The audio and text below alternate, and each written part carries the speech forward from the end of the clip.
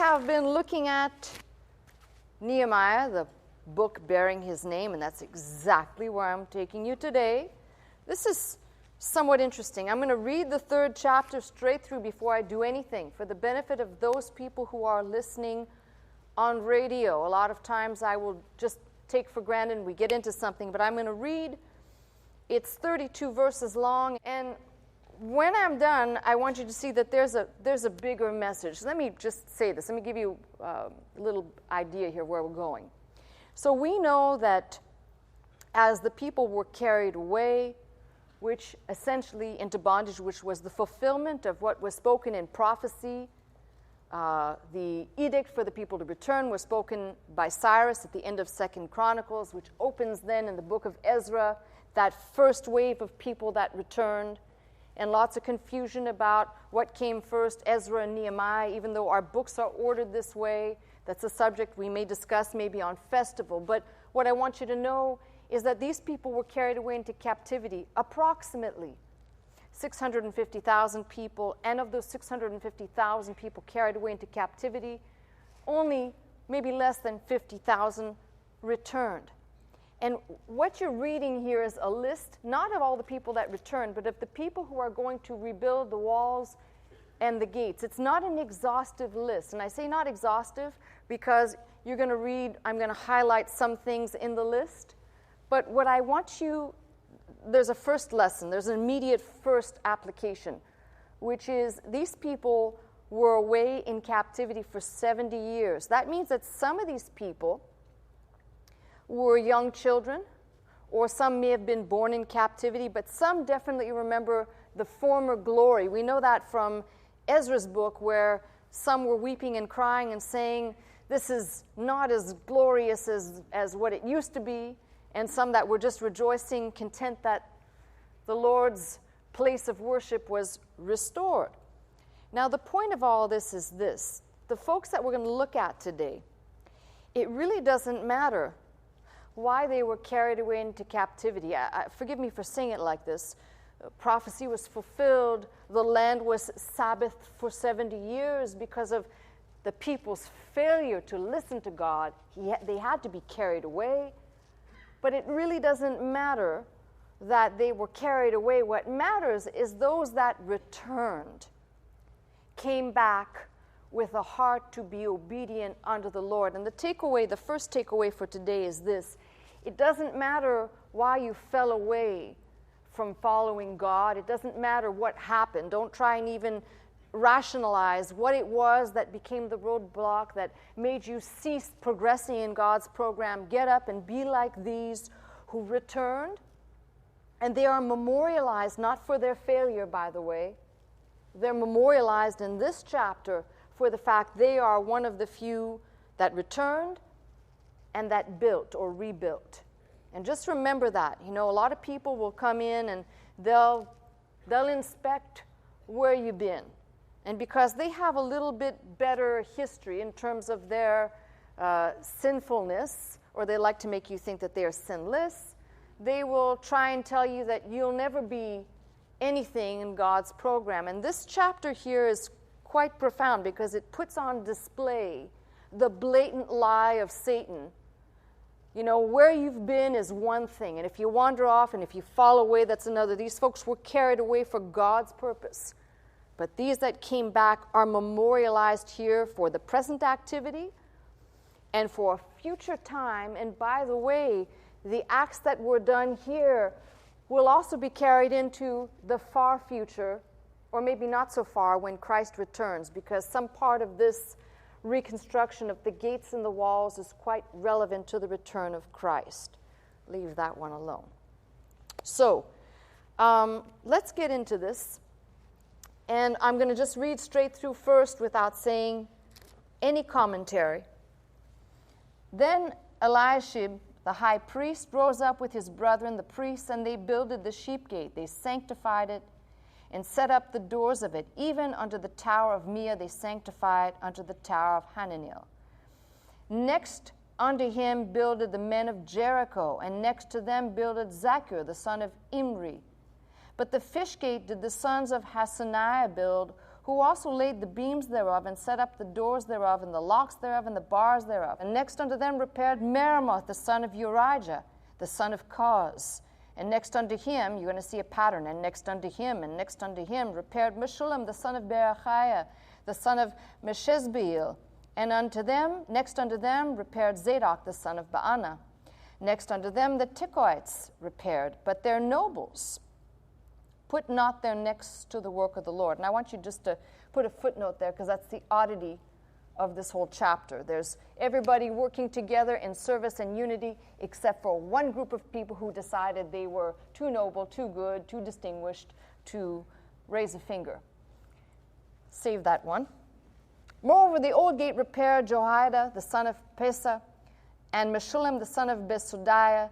They laid the beams thereof, and set up the doors thereof, and the locks thereof, and the bars thereof. And next unto them repaired Melatiah, the Gibeonite, and Jadon, the Meronothite, the men of Gibeon and of Mizpah, unto the throne of the governor on this side of the river. Next unto him, it's like naming all the people who were on the Titanic. Next unto him repaired Uzziel, the son of Harhiah of the goldsmiths. Next unto him also repaired Hananiah, the son of one of the apothecaries, and they fortified Jerusalem unto the broad wall. And next unto them repaired Raphiah, the son of Hur, the ruler of half the part of Jerusalem. Next unto them repaired Jediah, the son of Harumapha, even over against his house. Next unto him repaired Hattush, the son of Hashabaniah, and then Malchijah, the son of Harim, and Hashub, the son of Pahath Moab, say that 5 times, repaired the other piece and the tower of the furnaces. And next unto him repaired Shullam, the son of Halohesh, the ruler of half part of Jerusalem, he and his daughters. Quite a list of people. Now, if you notice something, a lot of names end in El or Aya. You notice that?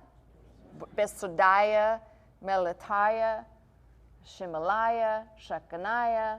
All those names that end in Aya are names that are cognate contraction names of Jehovah. And many of the names that end in El are names that are representative of God. And if you go down the whole list, like a crazy person like I would do, you end up looking at all the names. No, don't ask for these.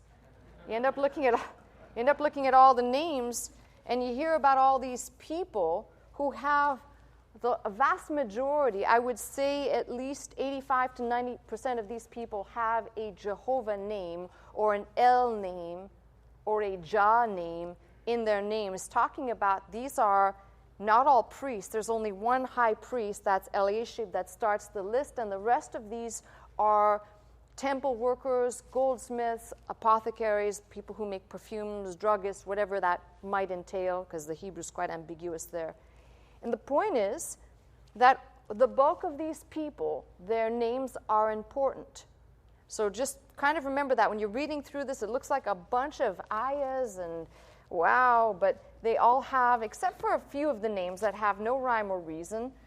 For example, it says here, and next unto him, verse 12, repaired Shallum, the son of Halusheth, the ruler of half the part of Jerusalem, he and his daughters. The valley gate repaired Hanun, and the inhabitants of Zanoah. I like that Hanun is favored by God and Zanoah is stinking, the inhabitants of some stinky place. They built it, they set up the doors thereof, the locks thereof, the bars thereof, 1,000 cubits on the wall unto the dung gate. But the dung gate repaired Malchiah, the son of Rehab, the ruler of part of Beth Haserim, and he built it and set up doors thereof and locks thereof and bars thereof. And the gate of the fountain repaired Shallun, the son of Kohose, the ruler of part of Mizpah. He built it, covered it, set up the doors thereof, the locks thereof, the bars thereof, and the wall of the pool of Siloah, or some of your readings may read Siloam, by the king's garden unto the stairs that go down from the city of David. And after him repaired Nehemiah, different Nehemiah, not our Nehemiah, but a different Nehemiah, because it says here, this is the son of Azbuk, and our Nehemiah is the son of Hakaliah, the son of Azbuk, the ruler of half part of Beth Zur, unto the place over against the sepulchre of David, unto the pool that was made, and unto the house of the mighty. You getting tired a little bit? Just a little bit? I see some of you, the eyelids are kind of getting heavy. All right, just bear with me. We're at verse 17. We only have a million more verses to go. After him repaired the Levites Rehum the son of Bani. Next to him repaired Hashabiah, the ruler of half part of Keilah, in his part. After him repaired their brethren Bavi, the son of Henadad, the ruler of the half part of Keilah. Next to him repaired Ezer, the son of Jeshua, the ruler of Mizpah, another piece over against the going up to the armory at the turning of the wall. After him Baruch, the son of Zabbai, earnestly repaired the other piece from the turning of the wall unto the door to the house of Eliashib, the high priest. After him repaired Merimoth, the son of Urijah, the son of Koz, another piece from the door of the house of Eliashib, even unto the end of the house of Eliashib. After him repaired the priests and the men of the plain. And after him repaired Benjamin and Hashub over against their house. After him repaired Azariah, the son of Messiah, the son of Ananiah, by his house. After him repaired Benui, bless you, the son of Henadad, another piece from the house of Azariah unto the turning of the wall, even unto the corner. Palal, the son of Uzai, over against the turning of the wall, and to the tower which lieth out from the king's high house, which was by the court of the prison. After him Pedaiah, the son of Parosh. Moreover, and this is kind of interesting, your Bible will read this over and over again, the Nethinims, which are, you don't read that in the Hebrew, they're just temple workers. They're people who just work. They have a special name. It sounds like it's too close to Nephilim. I don't know why they did that, but they're just temple workers. So they dwelt in Ophel, which is that high tower, which we'll talk about in a few minutes, under the place over against the water gate toward the east, and the tower that lieth out. After them, the Tekoites repaired another piece. So this is, you see, there are some people here that went the second mile. We'll encounter, there's at least three groups, the Tekoites, the Merimoth group, and the, I believe the Elishib group.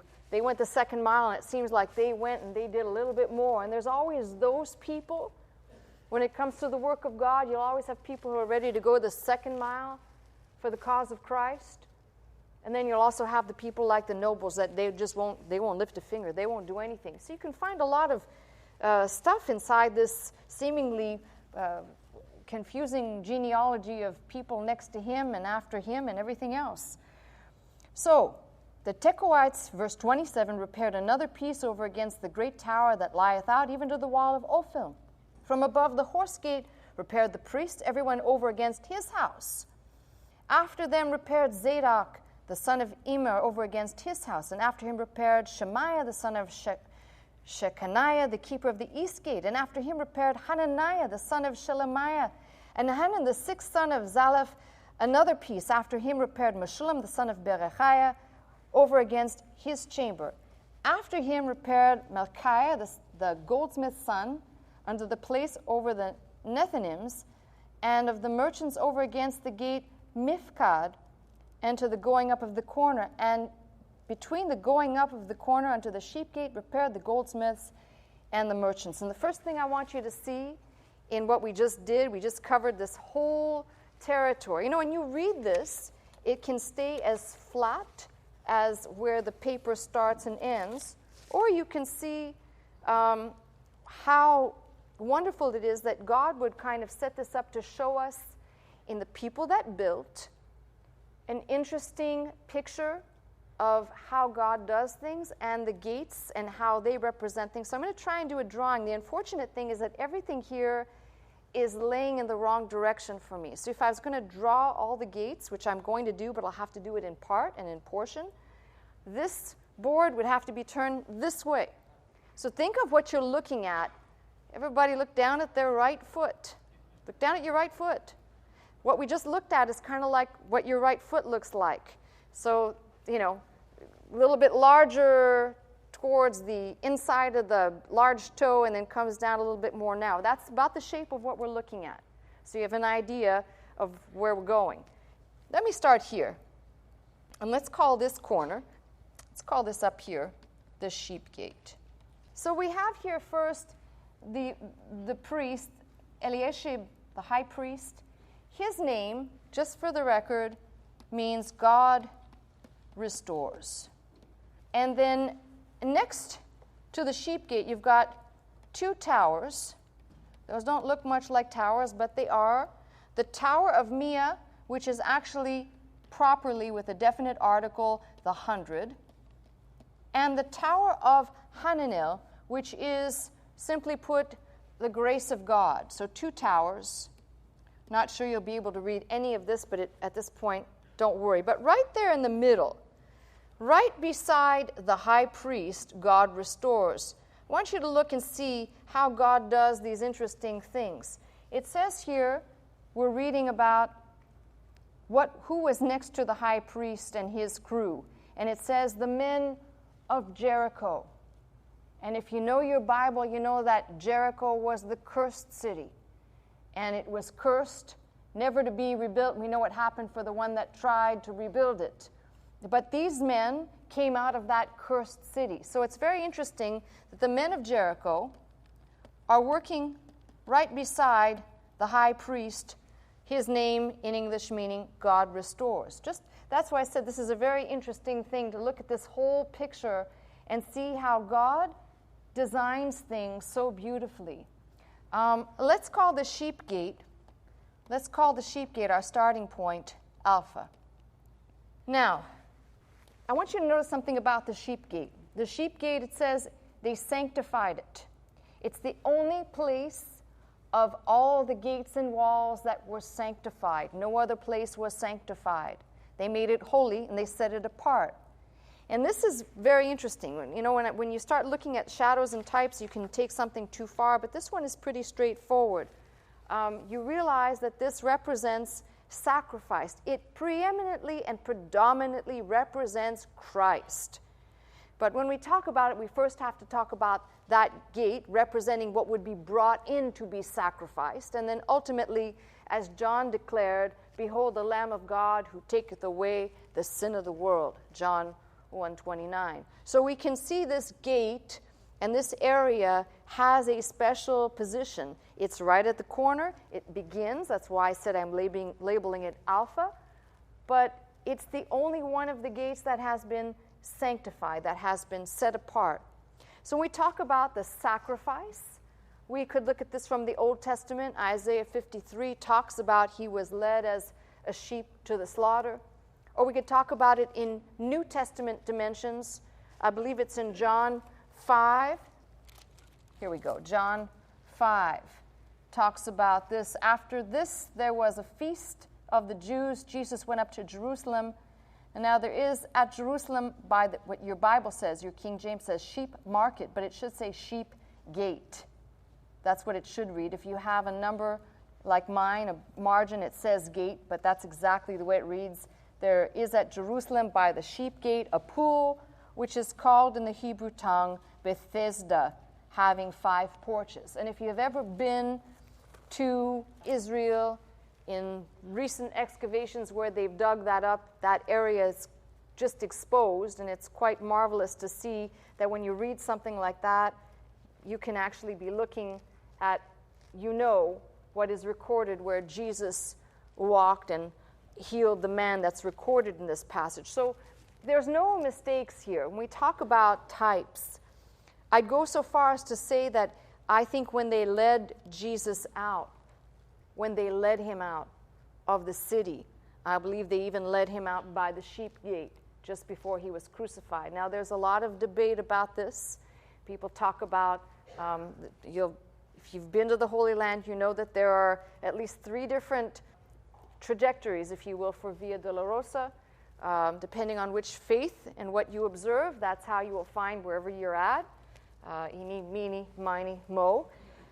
But all I want to say to you is that it would not be absurd that that gate would often have been the gate for Jesus to come in, and definitely that he was led out of. So I want you to see, we've got the high priest, and right next to the high priest are men who are from a cursed place. And I love the fact that there is a picture of the gospel if you will, just right here, if we went no further than this to see how God is no respecter of persons, and he lets these men who come from a cursed place work beside the high priest to build. That's why I said, there's way too many people talking about where somebody's been or the lifestyle they've led or how sinful or how good. And you read right here, and it's right smack dab in front of your eyes to see that right beside the high priest are men who came from a cursed place, working together with men who were chosen and consecrated by God. So go figure that one out. That tells you about the grace of God, even in an old dispensation. Now, from these two towers, we've got next to the men of Jericho, we've got Zachar, the son of Imri.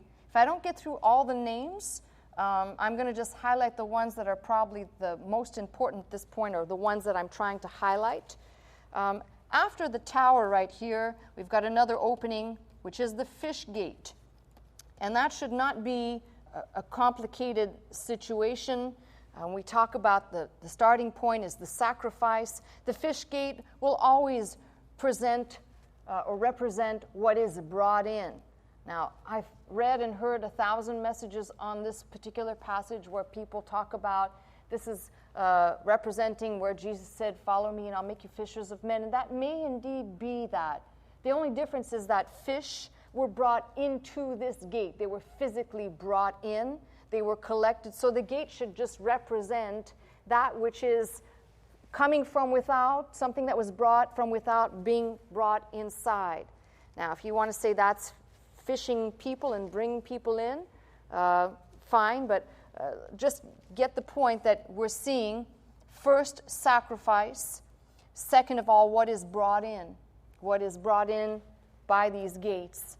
Hassaniah, it says the sons of Hassaniah, and another anomaly, if you were looking, is the fact that these sons are not named by name. So I highly suspect Hassaniah may actually be a place, a group of people versus just one person, where the sons of are not named, so sons of a certain place.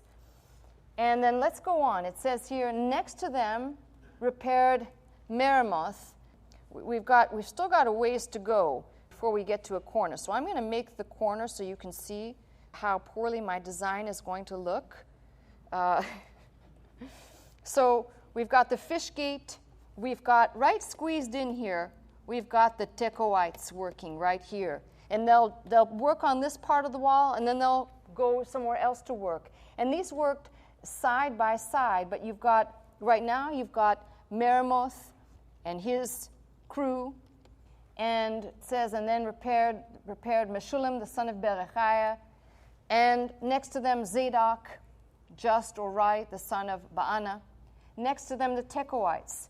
Now, this is what I said right here. Just remember that this is the place. The Tekoites are working somewhere right after the fish gate, but close by, and their nobles would not put their necks to the work. They were too good for that. And I want you to see they weren't by the sheep gate. They were closest to the fish gate. Let that settle in, because you've got a lot of people that want the benefit of the church. And let me just say this, because it's probably overdue that I say this. Some people think that bringing in represents a sole work of what we do, and that can never be that way. If that is the case, then the building that we do, we'd be no different than those that built the Tower of Babel, for they built it so that they could ascend and reach up to God, instead of those that God chose to work on the tabernacle and erect the tabernacle, who essentially were doing a work.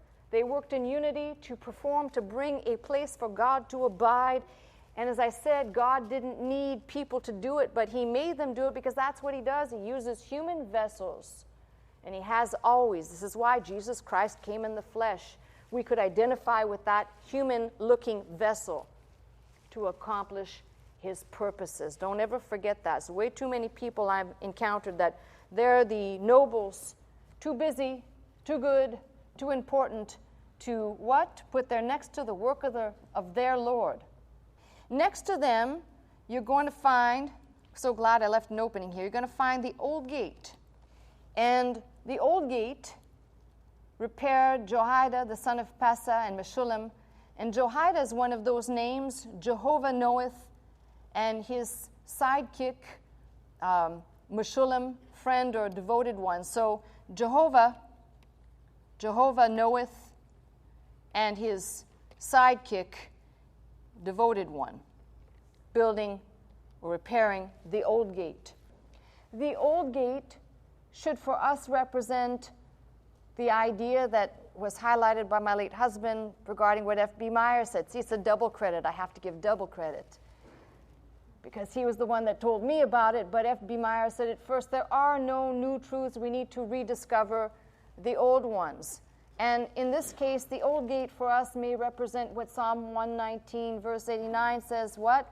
Forever, O Lord, thy word is settled in heaven.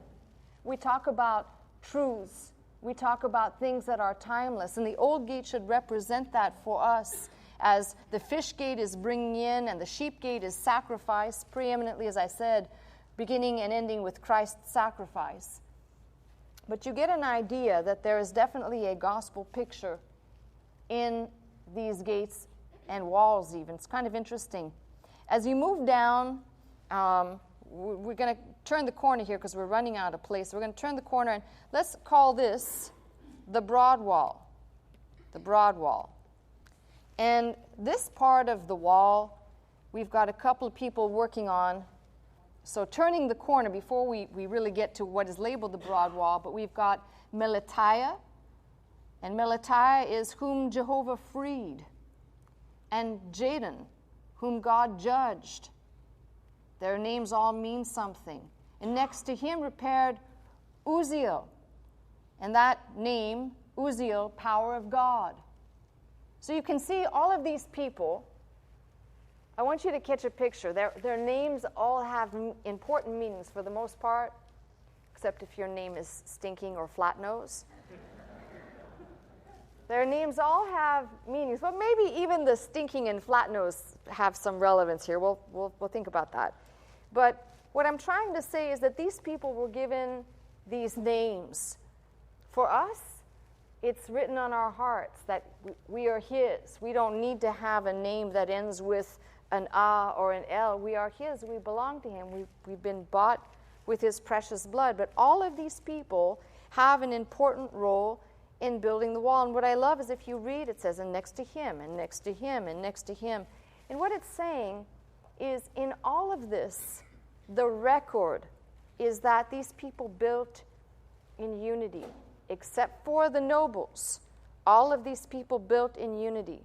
What I've been trying to say to you for weeks about through Ephesians 4, one Spirit, one Lord, one baptism, one faith, until we all come to the unity of the faith. Well, here you have the work of God, and the work of God will never be completed until the people who are putting their hands to do the work have one mind and one vision. These people came and responded to the call, let us rise up and build. And I want you to notice something. Not one of these people here, I don't read not a one of these. Maybe the goldsmiths might have had the capacity to understand construction, but they would have worked with fine tools. We're talking about moving heavy brick, heavy stone. Not one of these people, it says, was a builder. I want you to think about that. Well, I have people all day long that will make excuses for not moving a finger. Not one of these people here was a builder. Not one of these people, does it say, was a construction worker or an engineer or some professional something. These were all people who came, and it said, if you read carefully, the record is that they came, and when the call says, let us rise up and build, they did. And the list is quite interesting of all the people who are participating. So let's take a look at this broad wall. And the wall will keep going down a little bit, and we'll tilt in some, and then we'll have this kind of jagged edge like that. So here are some of the folks we're looking at. Hananiah, who is Jehovah's been gracious. Raphiah, who is whom Jehovah healed. Jediah, this gentleman is invoked of God. So you really can see the folks that are working on the various places, they all have these special names. Verse 11, Malchijah, Jehovah's king, working along with Hashub. Hashub's associate or considerate. So let's take a look at this. This was the broad wall over here, broad wall. And then they'll keep descending. We had the house of Jediah. And then over here, we just talked about Malchijah and Hasub, by what we're going to refer to as the Tower of Ovens or Furnaces. We'll just leave it at that. And just before we get to the Valley Gate, we have an interesting something so that everybody can be included here in verse 12 of Nehemiah 3:12. Next unto him repaired Shallum, the son of Halusheth, the ruler of the half part of Jerusalem, he and his daughters. Now, that'll tell you that everybody got out and worked. Now, there'll be people who do Bible commentary who will say, well, that couldn't possibly be women. That might represent some people of some place and get some convoluted crap, because that's all it is. They may be an oddity, but the daughters got out and they worked. That means no one's immune. They all got out to work for a common cause. The Valley Gate. Let's take a look at that. So let's call this over here the Valley Gate. Remember, we're kind of descending down here. Hanun built his name, favored of God. So you can, if you're making the rounds around the walls and the gates, you really see something interesting. We're at the half point. We'll call it the middle of your foot going down towards your heel. And this is actually, if you were reading about Nehemiah's trip in visiting the ruins, he starts here at the Valley Gate and riding on horseback, he'll descend. Think of your right foot again. He's descending around the heel, and he'll come up on the other half as well. Couldn't get beyond that. That really does help to kind of put a visual on all of this. So now, as we descend, sorry, but as I told you, I needed something long, not something wide. As we descend, we've got from the Valley Gate, we've got a stretch, and then there'll be kind of something very strange that looks like somebody stubbed their foot or something. So this is the opening right here to the Dung Gate. And I had to do this because that's my nature. I had to look up in the Hebrew whether it really was dung, or so there are 3 Hebrew words for poop. There's no other way to say this. I'm sorry, but when you want to talk about this, you got to know. I want to know. So there is a word in Exodus 29 that references excrement. There is another word in the Hebrew form, manure. This word, dung gate, represents a combination of poop and rubbish. So pretty much anything that had to come out of the city went through this dung gate. Now, oh boy, there's lots of things we can do with this thing, I'm telling you. But what I like about this concept here is, again, it shows you that as people move through the gates, and you understand you've got the sheep gate, the sacrifice, the fish, the bringing in, the old gate, we'll call it the gate of truth, of eternal truth, never-changing truth. As you move through these, I skipped over perhaps what I should talk about in the Valley Gate, which I will go back and talk about. But the Dung Gate really should be very clear for every person. When I've talked about the Greek word katharizo, where it talks about the cleansing, which is an ongoing process. No one is cleansed immediately, but Jesus, he says, you're clean through the word. And I've quoted many times out of Matthew, where it says, blessed are those pure in heart, for they shall see God. The pure in heart are the catheterized.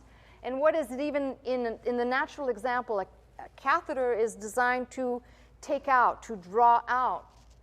So, because the person may not be able to eliminate themselves. So, when we talk about the dung gate, let's just say that elimination is a necessary part of the body. I spent way too many years crying over people who were just bad apples, when in fact they just went out the dung gate.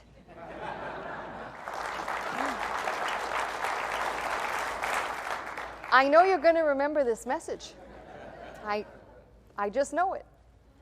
Now listen, what I'm trying to say is that these gates and the people who worked on these gates, it's kind of interesting. If you want to make a note here, that the guy who's working on the dung gate, his name is Malchiah. And his name is King Jehovah. King Jehovah, that's his name. Malchi, from king, and Ayah, Jehovah. King Jehovah, that's his name, is working down here at this rubbish place. Kind of an interesting picture.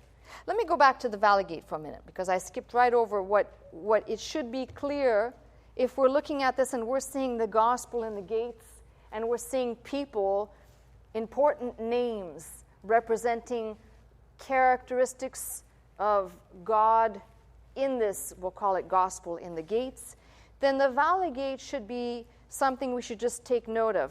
The Valley Gate led you out. You could go down into a certain area, but let's just say for the sake of discussion here that the Valley Gate should be an integral part of our understanding of looking at the whole city.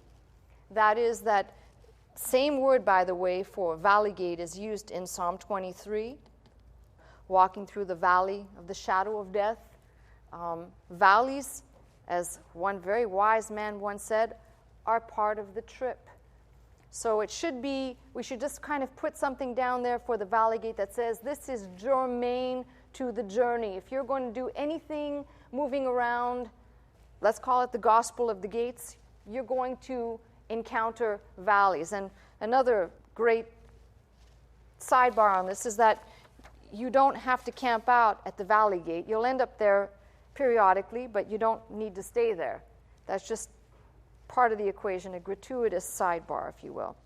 All right.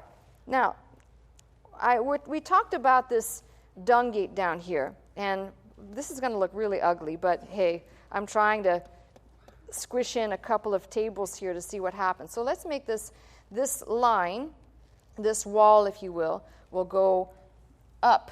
This would be the bottom of the foot as I just described it, which looks like a nose. But you get the idea of where we are. We're at the base. We're at the bottom. Obviously, a good thing the dung gate is at the bottom and not the top. Okay, then. So we'll come back to that, maybe. No, we won't. All right. So here you've got what's called the fountain gate.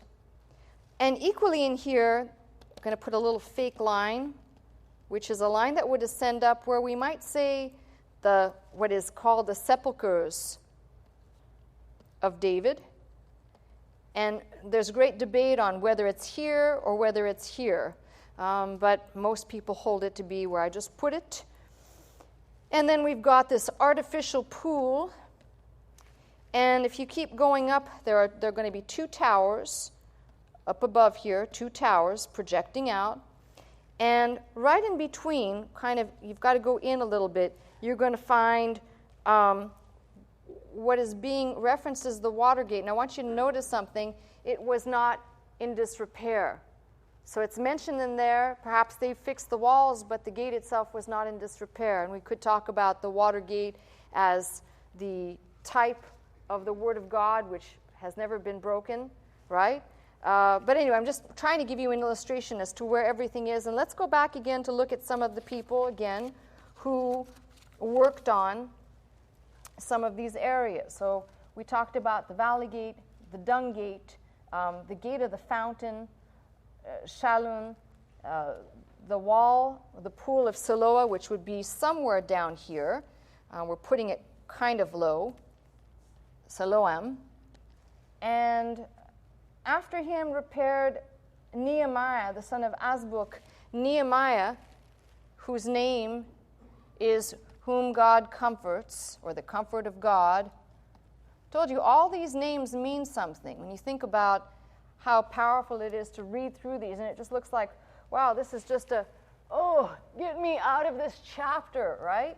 But then you see, if you start putting this together in a pattern, you really see this is an interesting starting place and finishing place to see how all these people work together. Now it says, after this, verse 17, after him, the Levites, Rehum, the son of Bani, next to him, Hashabiah, the ruler of half part of Keilah and his part. After him, repaired their brethren, Bavi, the son of Henadad, the ruler of half part of Keilah, next to him. So let's talk about this. For example, we have here Ezer in verse 19, who is help. His name means help. The son after him, Baruch, which is blessing or blessed one. And these are all going up. So I need a new page. Sorry, I wish I could draw it smaller, but then I wouldn't have any place to go with this. So in here, now I'm going to draw the funny foot, all right? It's because I told you, look at your foot. Let's do this. In here, wow, that's a foot with stitches on it, I think. In here, we've got, inside this area, remember what I just did here is we're going to say that this is the valley gate somewhere around here. So in here, you've got the upper house of the king. I wish I could do a better diagram. I have one, but it's just so hideous. I don't want to really show it to you. I just did. All right. The next one would be Azariah's house. So you're going to read where it says, and they repaired next to his house. The next one would be the residence of Benjamin and Hashub. Then you've got one of the residences of Elishab, the high priest. There's another residence that will be towards the top, towards the sheep gate. Then you have down here access to what they're calling the armory. And then right about here, what is called the house of the mighty, which, if you think about it, David's mighty men, that's exactly where they would have lived, right there on the heel of things. That's kind of a cool thing. Sorry for the illustration there, but the point is, as you work your way around, you come to some more interesting points. As you work your way up, new page, as you work your way up, we'll say that we're halfway up the wall. We've got here Ophel, which is supposed to look like this. We would sometimes, this is the difficulty. If you look up maps, you'll find that Ophel, some have said, represents close proximity to the Temple Mount. And every map will look a little bit different, so don't quote me. I'm just trying to give you an idea of where things are. But Pedaiah is working close to here. And his name means whom Jehovah delivered. Ophel is the hill, by the way, if you wanted to know what that means.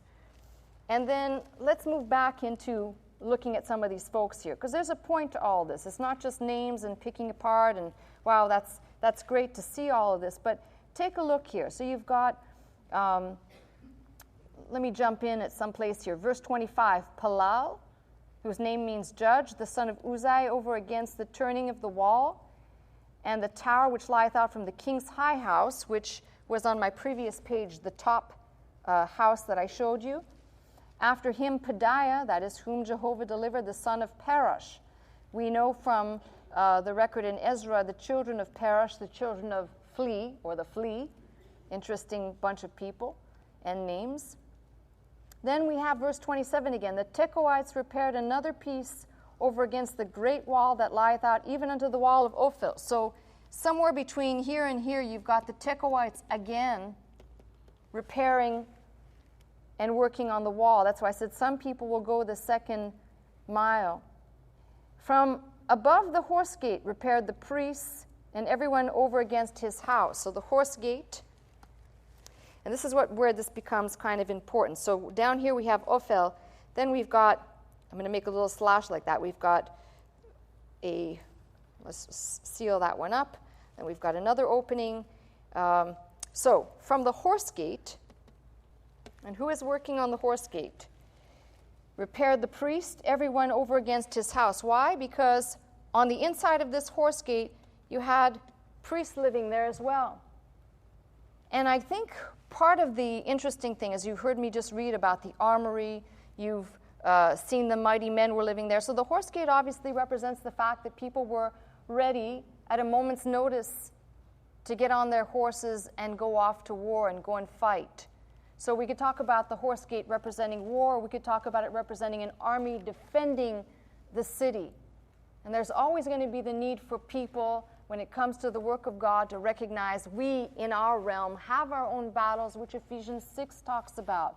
We wrestle not against flesh and blood, but against principalities. Here's an idea for us to carry with us that just as much as the valley gate is part of the trip, and the dung gate is necessary for us as we grow in God's grace. Well, the horse gate also requires that we understand fighting the forces, not flesh and blood, which is still an integral part of our walk.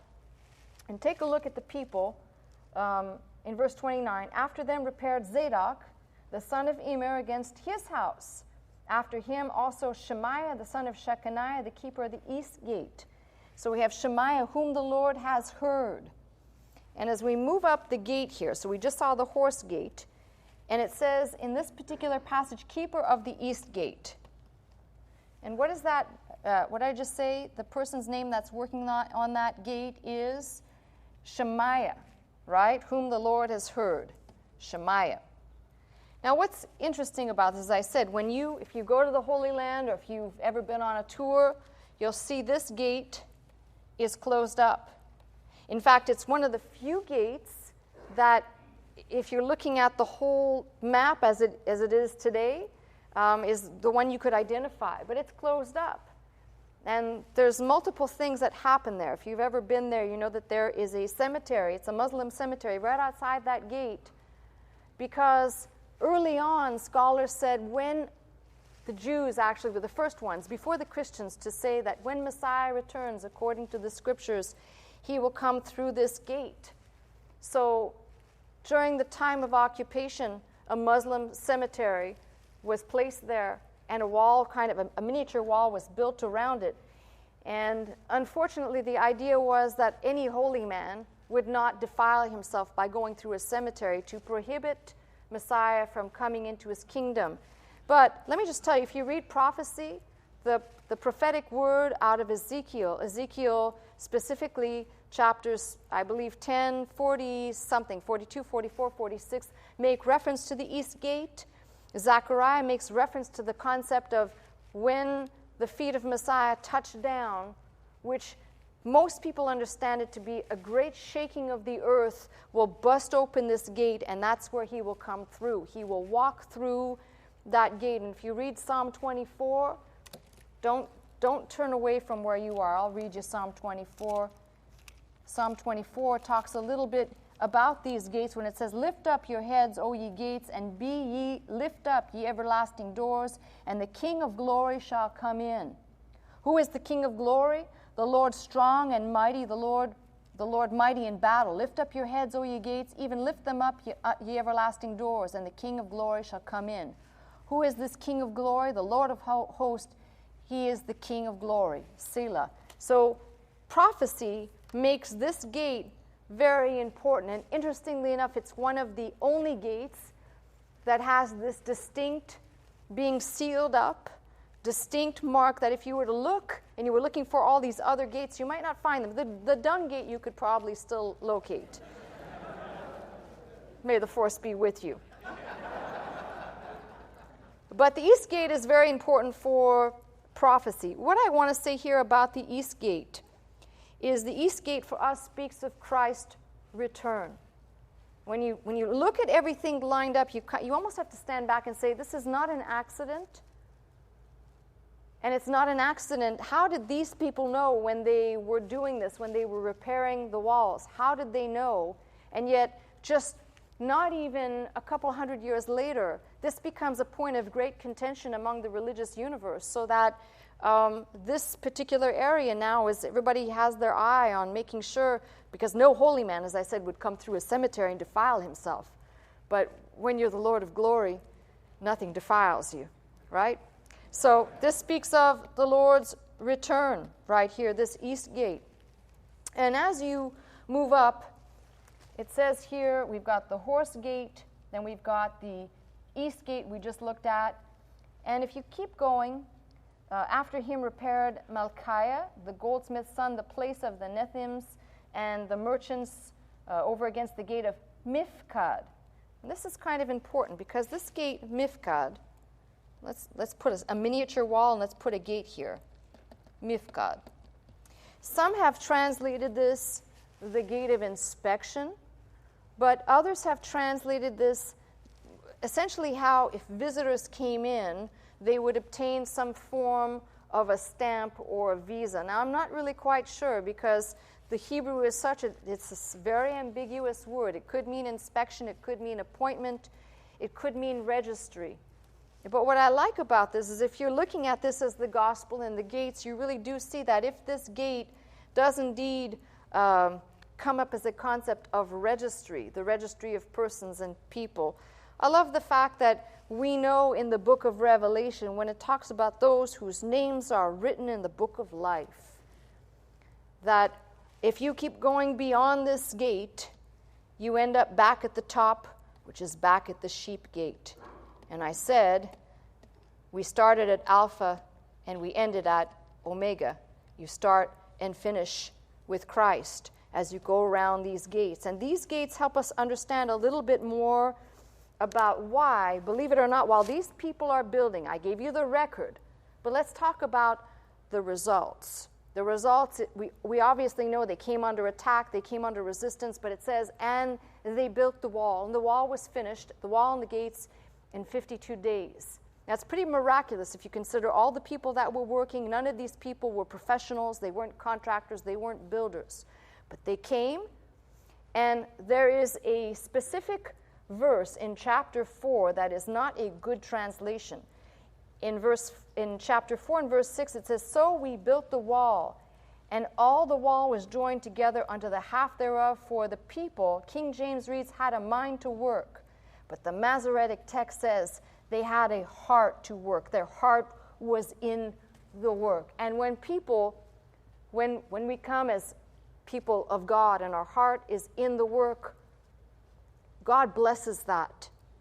Now let me just say, because somebody will twist my words, there is no work that gains us salvation.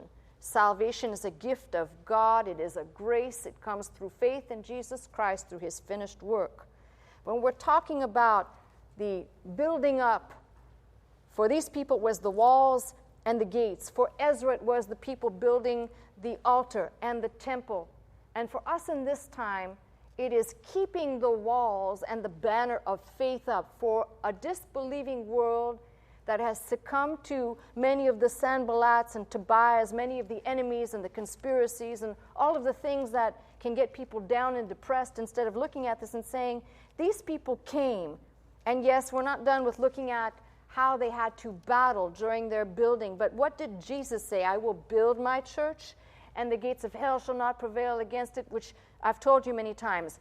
Battling and building go hand in hand. From Christ's mouth right here to the gospel in the gates, you can see that not one person could say, well, they all worked in unity. Absolutely. But if you read later on, Spurgeon made famous that trowel, the picture of those working with a trowel and sword, each man with some tool and some weapon. And that's what we are to be in the body of Christ, not turning the weapons on each other, which, as I've told you, I've been the recipient of, and many of you have been the recipient of, but we are supposed to be building up the body. That is still the message right here. So what do I want to tell you? What do I want you to take away from this tour through the gates? Well, first and most important, the record of those people who are memorialized in this chapter. They are memorialized here not for their past failures, but for when they came back, they did not make an excuse except for the nobles to get the work of the Lord done. That's the first thing. The second thing is the results. And the results are everlasting. Long after these people die, into a future time as we await the second coming of the Lord, these gates will play a part in the plan that God has laid down for the believers and the non-believers left on the face of the earth when he does return. So when you talk about things that are done here in time, there is a double happening. When Jesus talked about idle words coming out of our mouths, and people say, well, you believe that? Well, the Lord said it. But I also believe this. Revelation records those saints that it says of them, and their works followed them. These are those which were blessed in the Lord, and their works. They died in the Lord, and their works followed them. Now let nobody come into my presence and say that I'm trying to build something that is not of God. We are the people of God. The church belongs to him. And the church is not a body of people sitting around idly twiddling their thumbs, but you get up, and like these people, you act as though the whole battle depends on you. And when we have, even if it's a reduced army like Gideon, when we have a band of people come together to say, I realize the importance of this ministry. I realize and see not only the gospel message in Nehemiah, but I see it in everything that's done here, because the most important thing that we're trying to get out is the Word of God, to bring light, like the fountain out there that is supposedly washing the world with the Word of God. But let me just tell you something. That fountain took people to come out and build it. It didn't just erect itself. The same thing is true of any work of God, and the people who know that they are His, and salvation has been the gift to them, will not be anything but like these that came out that said, arise, let us build. Now, what's the promise for us to claim as we go and as we build? Just like the people out of Nehemiah's book right here, our God shall fight for us. Every encounter that we meet, something that contradicts the plan of God, we'll turn around and say, our God shall fight for us. And every time we encounter a problem that appears as though God's not doing or something is not working, we'll claim, our God shall fight for us. And each time, I tell you, we have a great responsibility to rebuild. You claim with me, our God shall fight for us. You want to say it with me? Our God shall fight for us. Now, claim that in Jesus' name, and the victory is ours. That's my message. I'm Pastor Melissa Scott, pastor of Faith Center, Glendale, California. I teach every Sunday morning at 11 a.m. If you'd like to attend services with us, simply call the 800 number, that is 800-338-3030, to join us. If you'd like to watch, listen, and learn 24 hours a day, simply log on to our website at www.pastormelissascott.com.